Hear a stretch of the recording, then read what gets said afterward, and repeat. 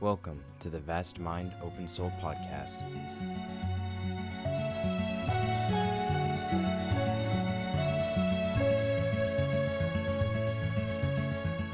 Welcome to the Vast Mind Open Soul podcast. We're your hosts, Dylan Griffin and Hunter Drake. And today we're going to be looking at almost two episodes in one, but kind of an incorporation of both. It's going to be the shadow, like kind of the almost the hidden part of our soul, the hidden part of our spirits, right? Where I guess you could say where the light doesn't shine or whatever.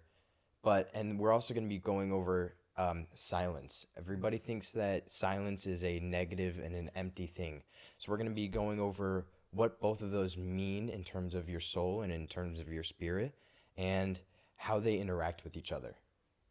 Yes, and they go very hand in hand, and that's why we're putting them as a little merged sort of idea, because they'll pretty they have the same ideas, same concepts. They basically flow pretty well together, and the that shadow work is a very, very important thing, because first of all, if you get to learn about the soul, right, and you begin to understand a little bit about it, it's a very positive thing. It's very full of light, very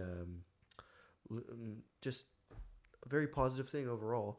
And then you don't realize there's also that shadow. Yeah. And it's a little bit more scary. It's a little bit more dark. It's of all that trauma you might have from your childhood. It's, all the pain that you may have experienced in a past relationship. It may even be a buildup. I know we've chatted before. Reincarnation could be a buildup of previous lifetimes that, came and you're still dealing with. So shadow work is a whole layer that we will get to talk about. And Dylan, what do you think about the shadow?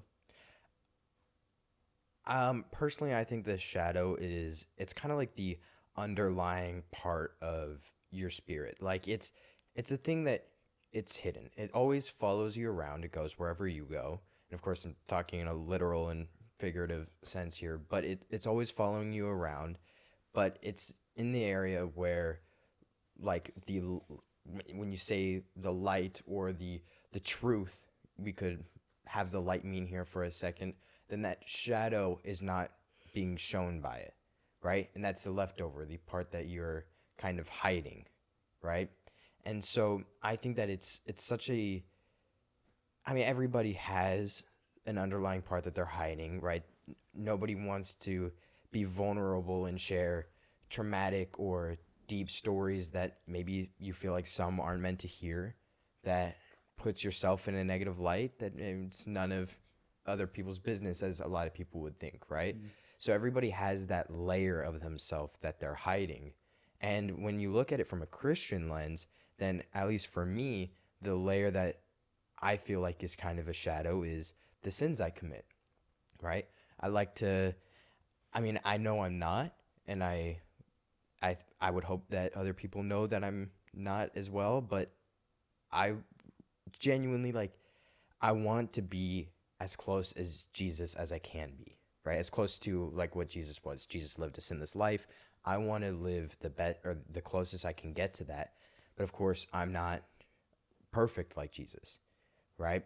I give into sins daily, if not within minutes to hours to so many times a day. And it seems like such a minuscule thing, but I almost want to cover it with fluff to make it look like I'm a fluffy little teddy bear, right?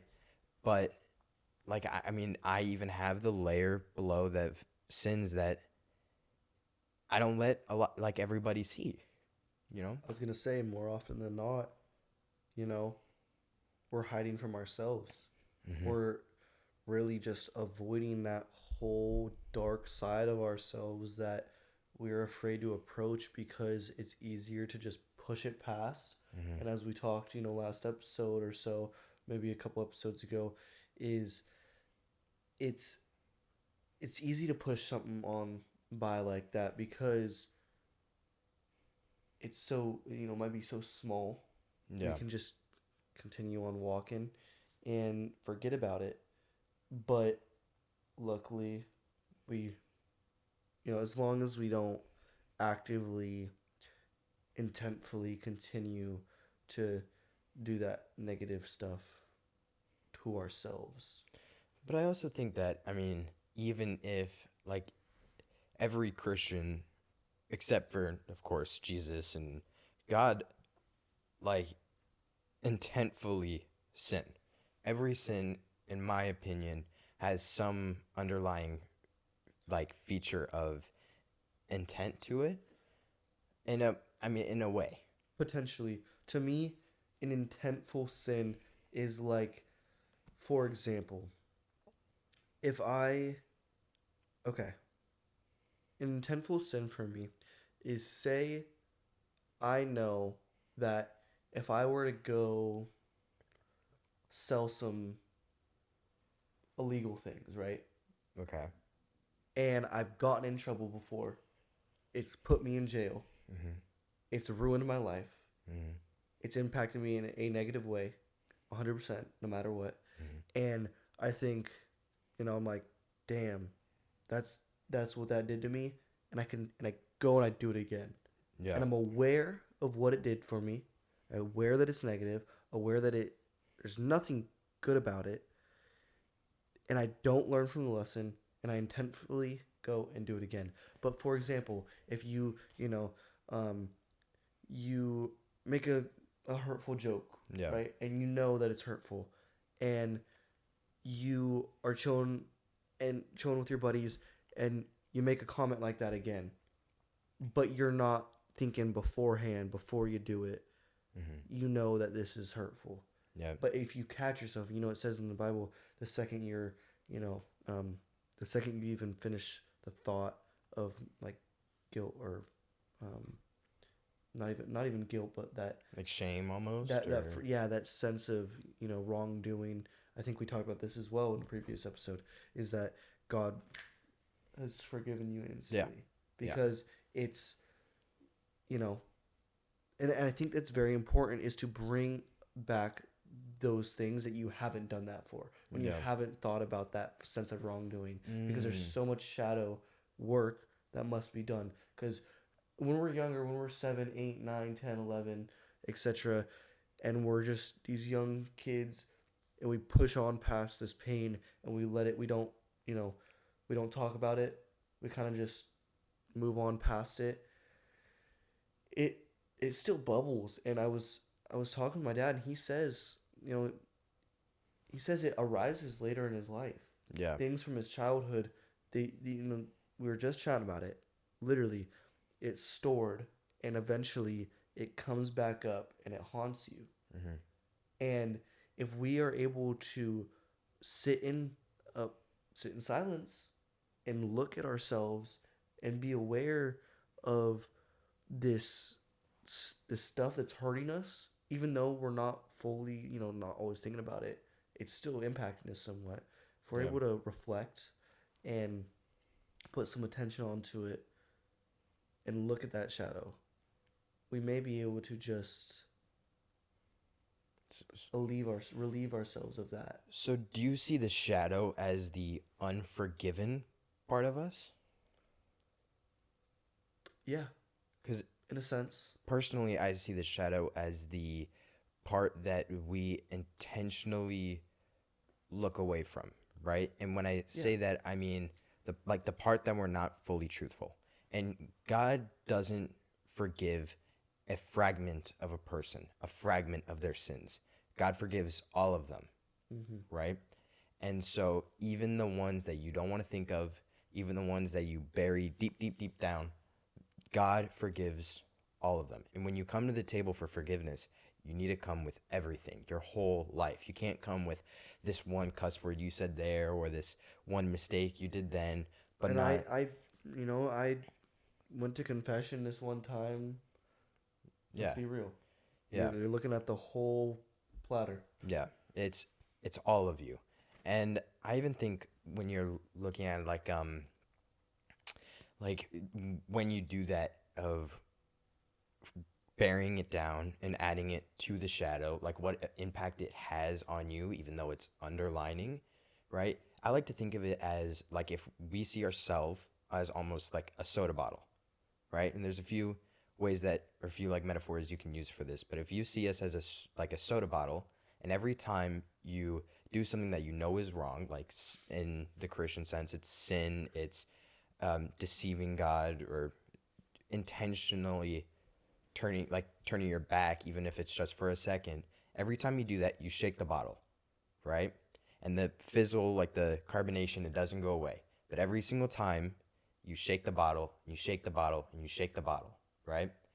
And sometimes you may open it and let it leak a little bit of your like wrongdoings out, but then you like close it back up and let the rest of it sit in there. But eventually you're gonna have to open it up if you want to drink like the fruit of the soda. And And when think you about open it up, think about the pressure that it puts on the bottle. and yeah, and that's what I was gonna get at too. Even if it's you look normal from the outside, there's like the inside part of you that it builds up. It can lead to like isolation from your faith. It can lead to like mental breakdowns or like spiritual breakdowns or even emotional, right? It can all of a sudden, like, if I am still recovering from like a sin or an event that happened to me when I was younger, and a similar sin or a similar event happens again, and it impacts me more because it's that again, right? It's the unforgiven,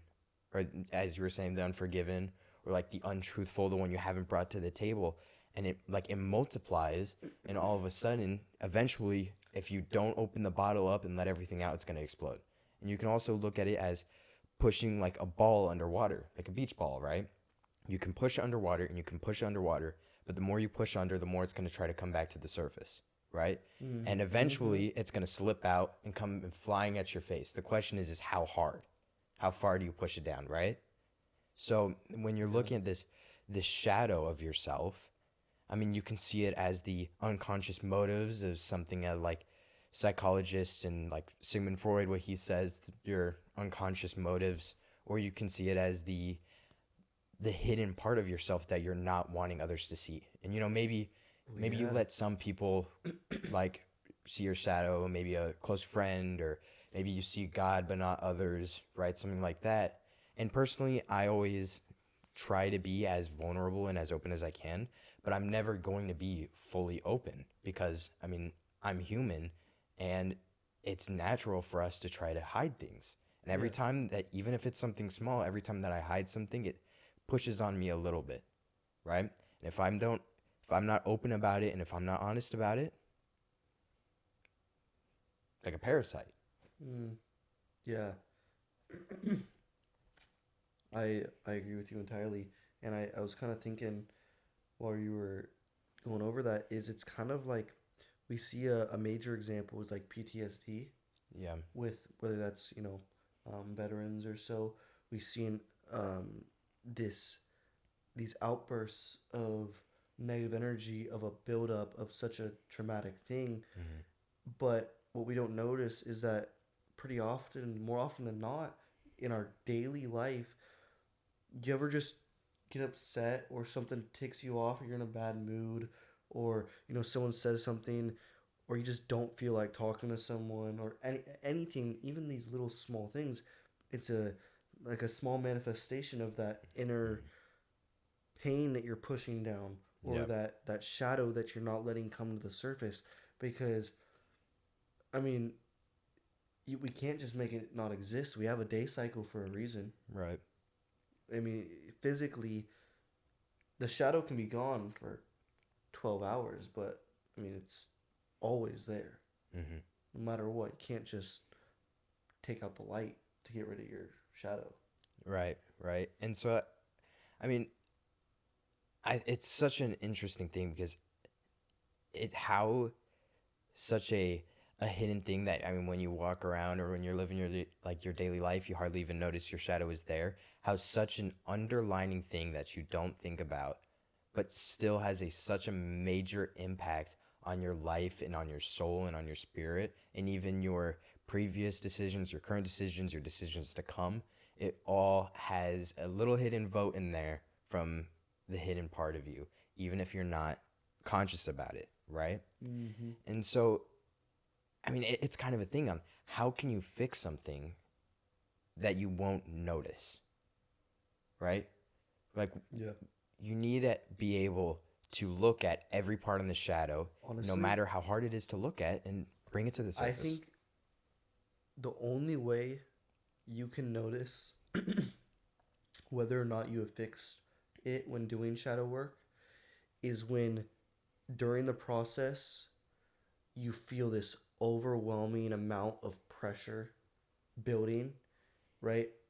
As you put attention on it. And I mean, if you're if you just start really diving deep into this into your pain and trauma and your shadow and you start bawling your eyes out or crying or having a um I mean, I think emotion is a um it's an output of the internal feelings. Mm-hmm. So it's an amplification of that which is resonating inside. So it becomes external. You start to feel sad, happy, mad. Um, I think if you start to feel that just by thinking about prior things like that, and then you feel good and alleviated, right? You feel like you just got rid of a bunch of pressure Mm-hmm. following that outburst you were able to have. I feel like that's one way we can see progress and then see how, you know, the next following time feels for you. Yeah. And I mean, it is something that everybody knows that you push things down and you like bury them inside of you, right? Ev- Everybody knows somewhat of that, right? Ev- doesn't matter. But the question isn't like what we're trying to kind of invite is for you to put attention on it, right? Everybody knows that burying things down and knowing they'll come back later is a problem, right? Why let it be a problem later when you can shine attention on it now? And I know what you're thinking. Sometimes you never even notice that it's there, right? Mm-hmm. You don't think about it. How would you know that it's there? And and if you're just living your life, you're doing your thing, you don't want to have that sort of an experience when you're out and about. So like when is the best time to be vulnerable and to shine the light on the shadow and have everything come to the surface? And we brought it up in the beginning. This is why it's kind of a joint episode. It's the silence. Everybody fears, or at least a lot of people fear, silent situations, even like quite a lot of introverts, right? Because it's like that feeling of loneliness. A lot of people are afraid of. They don't want to feel lonely.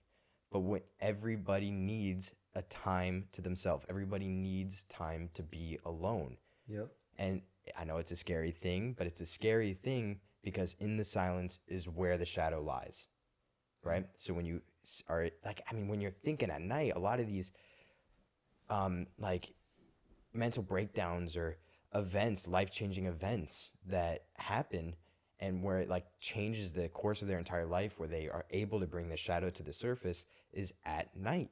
Because when you're laying in bed and there's no noise, then you can focus entirely on what's like hiding. Yeah. No, of course. And that silence is where I think silence is where the most change occurs Mm-hmm. because it's that moment. I mean, even when people are protesting and being loud to make change occur, it's that second that it reaches someone, that moment where they pause and they think Right. and they just for a moment are hearing what the protesters are saying. That's when the impact happens, right? Right. They're not thinking, they're not just hopping in and being like, "Oh yeah, yeah, yeah, I agree with what you're saying." No, there's silence, and it Right. reaches them. It's I mean, if you also think about silence in terms of um, an energetic thing, the words that I'm saying that you're able to hear, those alone are nothing without silence. Right. If if there was no silence to carry the sound, I wouldn't be saying anything. Yeah. And we kind of Words wouldn't exist. right. And we kind of touched on last episodes that the world is full of noise, right? Mm-hmm. It's full of dopamine hits and distractions, right? So that's kind of why you need to find some time, whether it be at night or whether it be during the day. I mean, Jesus, a lot of times when he went to pray, he went to isolated areas intentionally, Mhm. right? To have that prayer in silence. And I mean, he's doing it for a reason, there, right? It's a different kind of thing. Exactly. And I mean, it's a scary thing to go into a silent, like, I guess, situation, knowing that it will be quiet and knowing that you will face a lot of the, like, hiding, I guess, problems of your life. Mhm. But it's necessary. It's fully, fully Yes. necessary. And even when you're bringing them to a surface, you're afraid it's going to feel horrible. You're afraid of that pain and that suffering that it's going to bring back. But I mean, maybe I'm not speaking for everybody, but I definitely know for myself, whenever I bring some of those things to the surface, I don't feel ashamed and I don't feel hurt. I feel like elevated, Yeah. right? And you can never even prepare for the the way you're gonna feel Mm. when bringing back these memories and such. It's, It I think it's beautiful. Yeah, and the thing is you can try to guess, try to expect what's gonna come, and it's gonna hit you in a lot of different ways. It can make you feel like angry one day. It can make you feel like blissful Hmm. another. Thinking about how you've come from that and how your mind is, how you're able to settle your mind now, how you're able to be silent, and Hmm. um, I, w- I just wanted to say there's a lot of different forms of silence too. What There's do you mean by that? there's silence in gathering, right? You can be Hmm. silent amongst many. You could be in church and pray together. Hmm. I mean, there's usually before you take communion, there's that moment of silence. Right. How many people are actually not having chatter in their mind though? It's a I different story. Probably not a lot. Yeah, but then you have that silence, that silent alone time, and that's a special one. That one's Hmm. it's very sacred because you're facing that.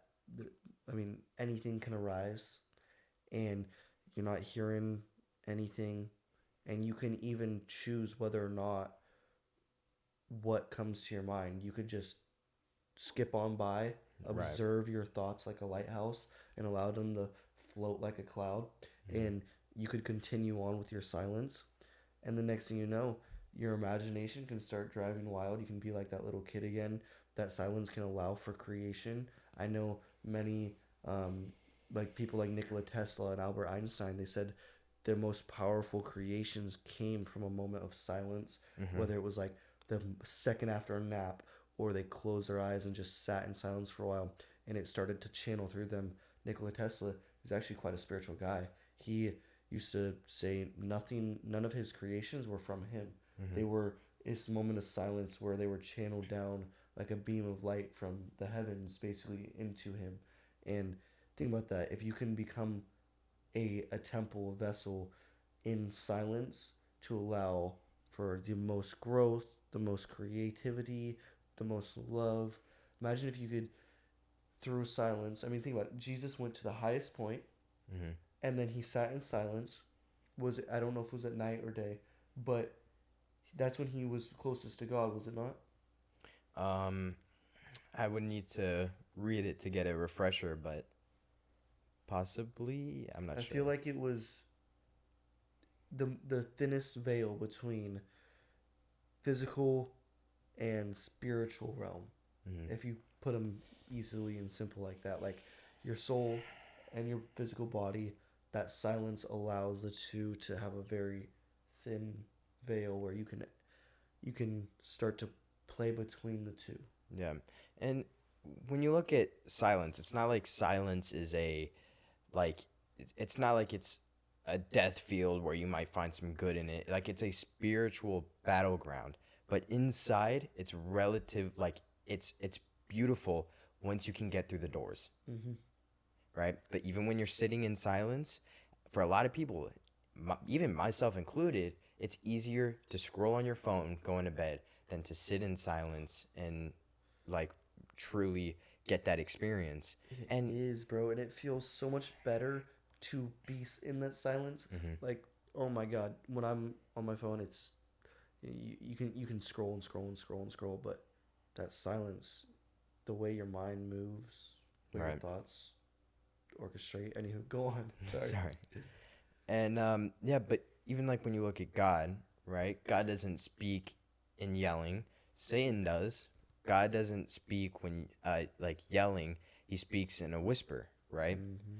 So how can you hear that when all of this noise is going on, when you don't have time set aside?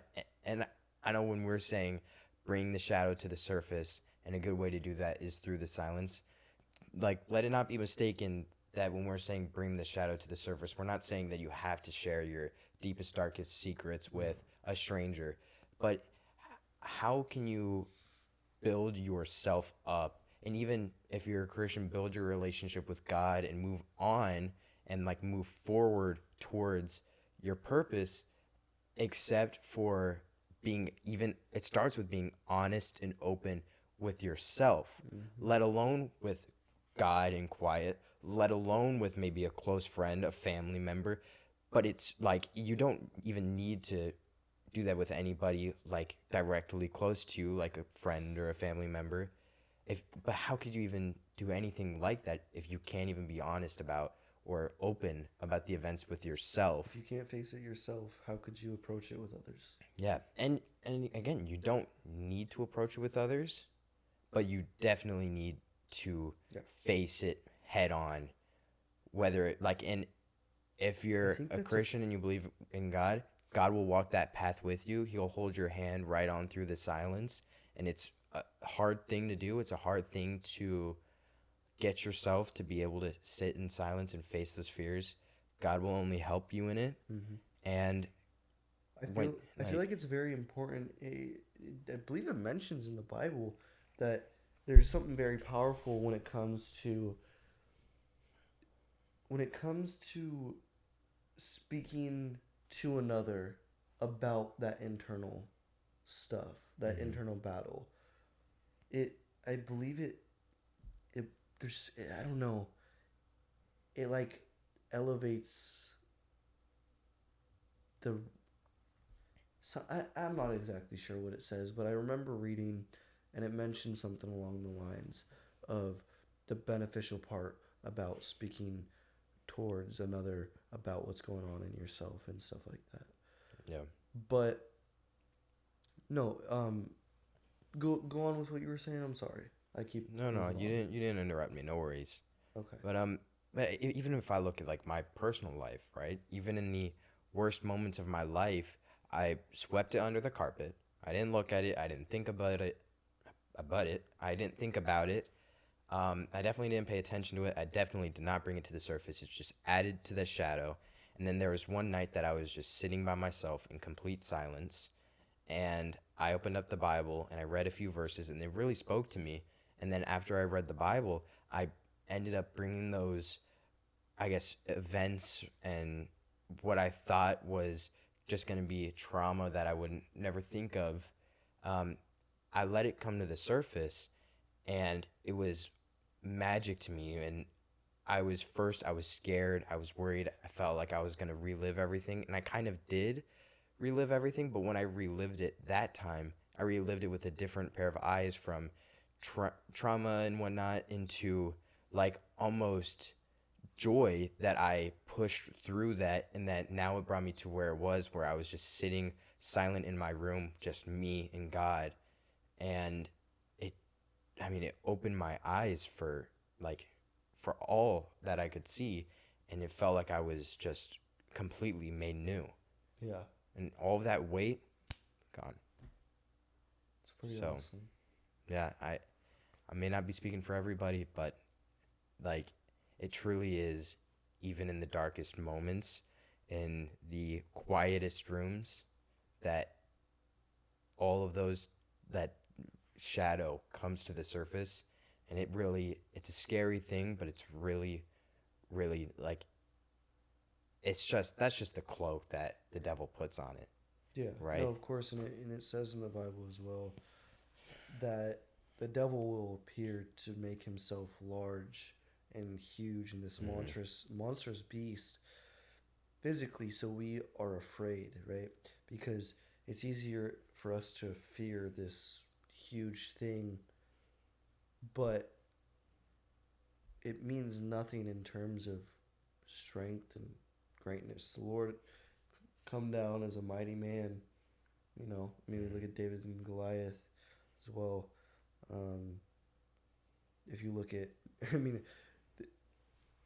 a crazy one is look at our thoughts, Mm-hmm. which you can't see thoughts, but how much they can impact someone's life. Right. How much telling yourself something can totally alter your the rest of your day, your next week, your next month. If someone is, I mean, if you're depressed and you tell yourself certain things, it can send you down a day of despair. You could be lying in your bed just rotting away and continuing to, make yourself feel horrible based on your thoughts, and you can't even see them. They're nowhere. But and you're here you are, but you're allowing these things to hurt you. But if you were to silence all of it, you'd you'd be able to be totally fine. Grow. Yeah. Yeah.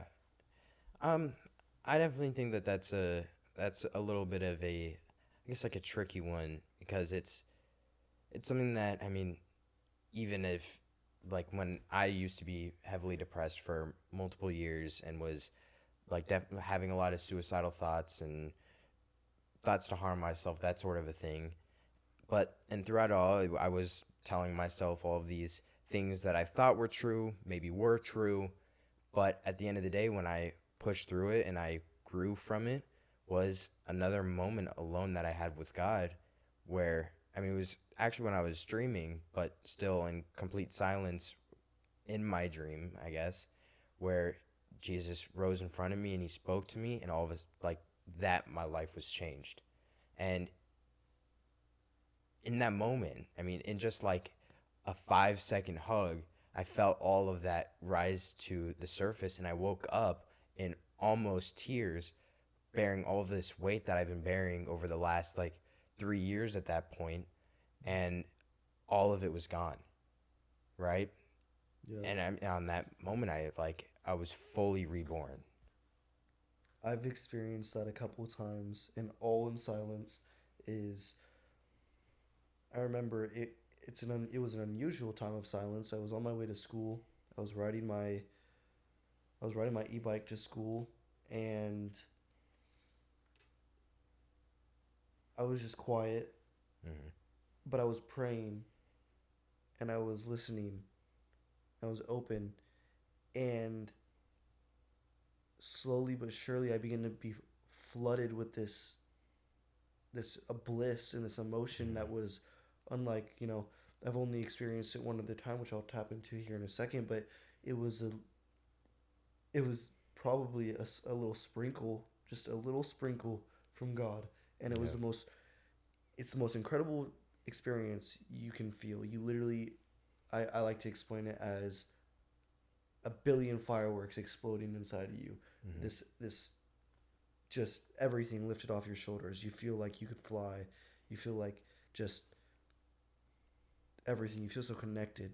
And that was in a moment of silence, a moment of prayer. And then another time during meditation, I experienced it, and I wasn't praying. Just listening. I was literally just observing, silence, letting my thoughts go, and I hit this threshold, and eventually it was like boom, and I can't even describe it because it was so Yeah. vivid, so explosive. I like to be able to feel that constantly. It could be better than any drug, better than any Well, gift, any amount of money. yeah. It's uh, And yeah, I mean it's a small taste of heaven even. it's literally it's like I said, it's a sprinkle. It's a grain of sand in the freaking ocean. Yeah. I mean it's a miracle on how such a scary, insignificant moment can have such a powerful weight that can literally move mountains. Well, Rem- maybe not literally, well, but well, it can move mountains. Hey, if somebody goes and moves a mountain after, then It is literally Yeah, dumb. don't mark my words. But even the remembrance of the experience that I had in those moments of silence and the experiences I have, they're the best things I've done in all my life. They're the greatest things I would say, Hmm. other than helping others to experience something similar Yeah. or allowing someone to grow in their path. Hmm. But when it comes to my personal and my internal, silence is the greatest thing you can do for yourself. And I mean Yeah. that with all my heart. If I could give you guys one thing, it would be to have that ability to face that silence and to just exist with it Hmm. and to continue to work with it consistently and to continue to return to the silence because it's I wish I could explain it better because it is that special. Yeah. I, I think that's really something that we can only say that if you guys were to walk away with anything, to just walk away with, have a moment of silence in sometime, maybe not today, but maybe sometime this week, to have a moment of silence. And even you don't have to go to the place that you're scared to go and go visit that event, but if you sit in the silence, it will surface and you will have to face it. But when you do, like, don't push it back down. You have an option to embrace it or to push it back down again. And the second you push it back down again is the second you're going to try to go and get your phone. But when you embrace it, just watch and the wonders that it will do for you. I mean, it really is weight lifted like that. And it's not easy. I can assure you. To this day, I struggle with being able to Yeah, me go too. back to that silence, no matter how much, how good it made me feel. It's like I said, it's the greatest thing I have experienced is those moments of silence, um, and I still struggle to to return there and to Hmm. not just chill on my phone. Yeah. It's a constant battle because it's so much easier. Like I said, you can't see the silence. You can't. I struggle to even explain the feelings that it gave me to you guys and even to Dylan. Dylan understands it because he's experienced it. And hopefully, some of you guys have as well. But just just try it. It takes 10-15 minutes. So Push through. I think how we're gonna end this is if we just take a moment.